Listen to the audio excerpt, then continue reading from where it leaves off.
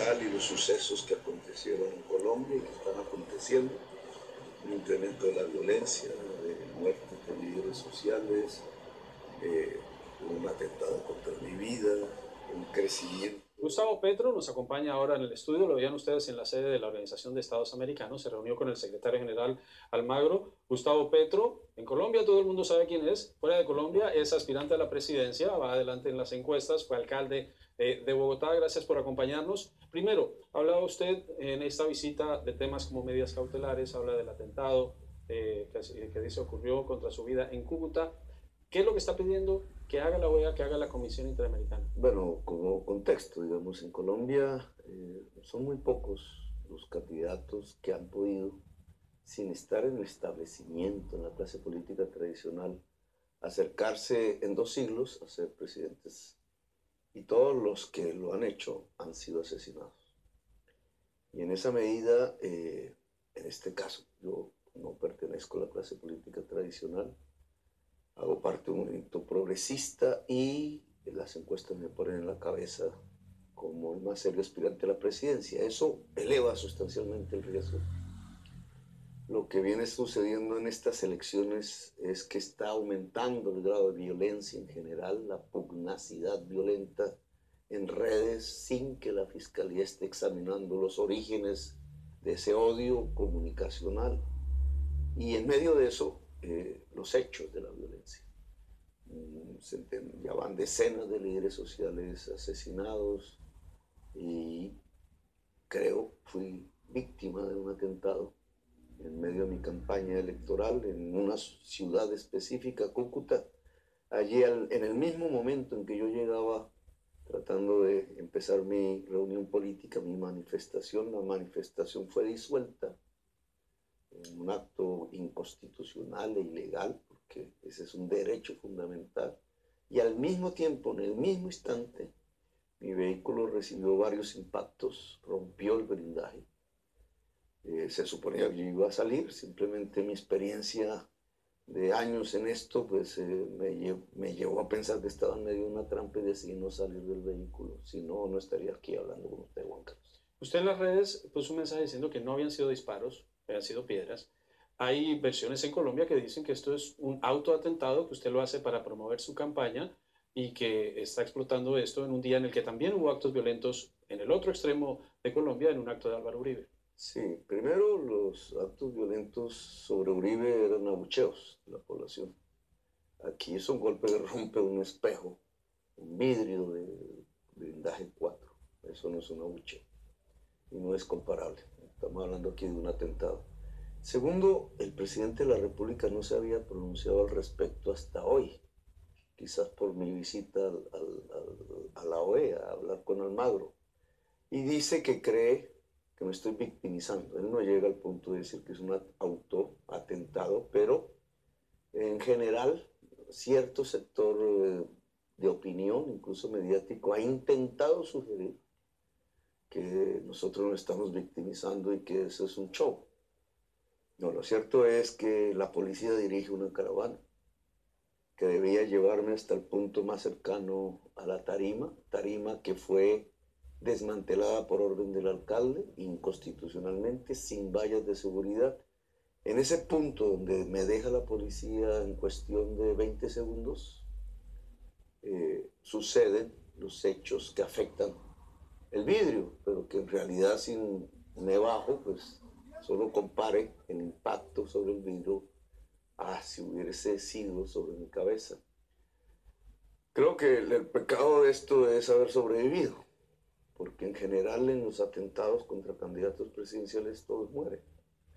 Y el hecho de haber sobrevivido es lo que lleva a cierto sector de la opinión, incluido el presidente, a tratar de bajar la magnitud de lo que sucedió. Y la magnitud de lo que sucedió, ni más ni menos, es que el presidente Santos no pudo gobernar en Cúcuta. A pesar que su ministro del Interior, Cúcuta es la ciudad fronteriza con Venezuela más grande, una capital, a pesar que su ministro de gobierno del Interior dice que efectivamente las reuniones políticas están garantizadas, que es un derecho fundamental, que no necesitan de permiso. no puede haber restricciones administrativas contra el derecho fundamental a la reunión política. Lo cierto es que la reunión política fue disuelta por la policía contra la Constitución, que nunca pudieron controvertir en la práctica la orden inconstitucional del alcalde. El argumento que uno escucha, que lee en medios, que le escucha hablar a quienes hablan del tema en Colombia, es que si usted llega a la presidencia, va a llevar a Colombia hacia el castrochavismo, que Colombia va a repetir el camino que tiene Venezuela, y citan el respaldo que usted dio en su momento al presidente Chávez. Dicen a la similitud, usted dice que no tiene nada que ver con el castrochavismo porque usted el modelo soviético no le interesó, pero ¿entiende esos temores y qué responde a esos No, temores? obviamente lo entiendo. Usted sabe que castrochavismo no existe. Eso no es una corriente política internacional. En general, si usted quiere hacer un análisis de la política en el mundo y sus principales corrientes, encuentra dos grandes corrientes políticas y sociales hoy, las que están a favor y reconocen la existencia del cambio climático y quieren su mitigación, y las que lo ocultan, básicamente porque obedecen a intereses que están muy ligados a la industria petrolera y carbonera del mundo, muy poderosa económicamente.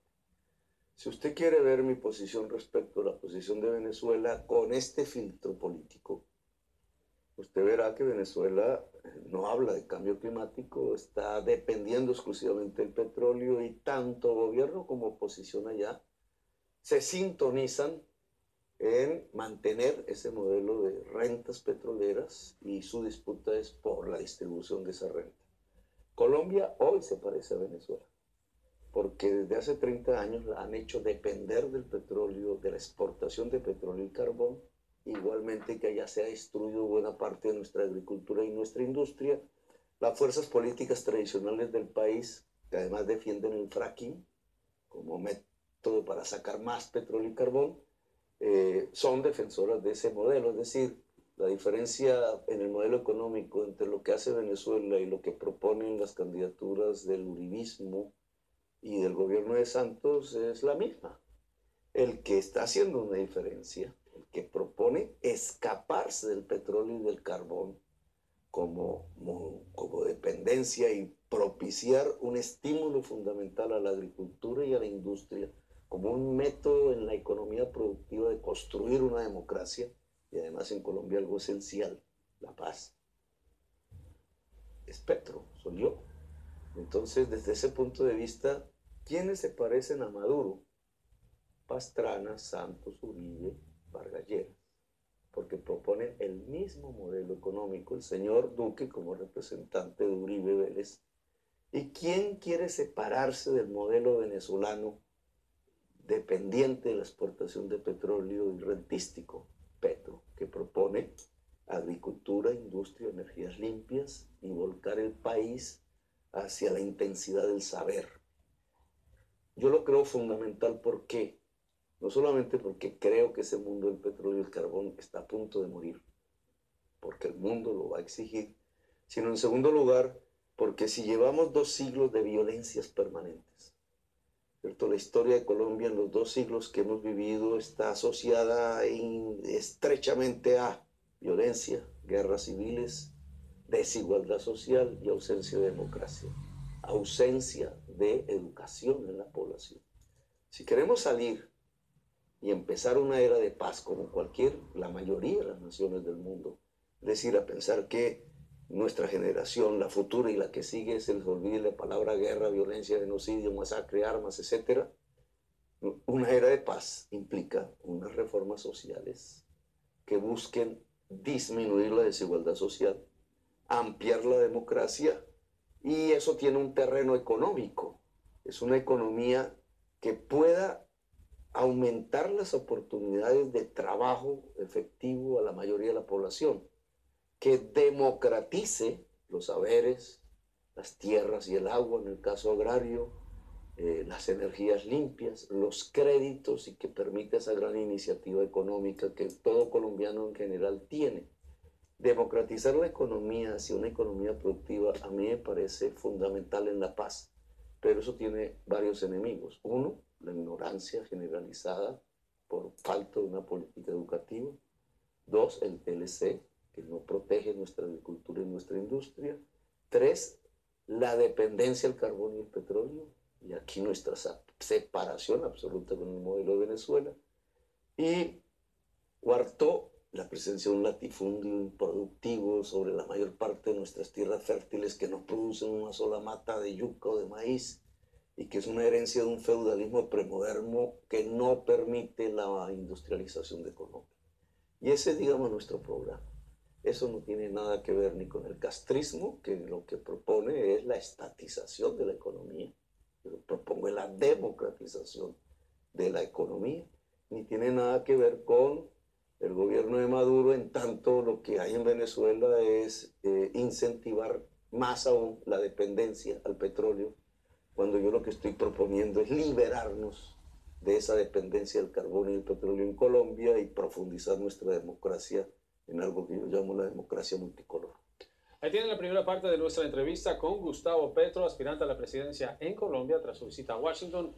Este viernes presentaremos la segunda parte de la conversación. Nos vamos a la pausa. Cuando regresemos, seguimos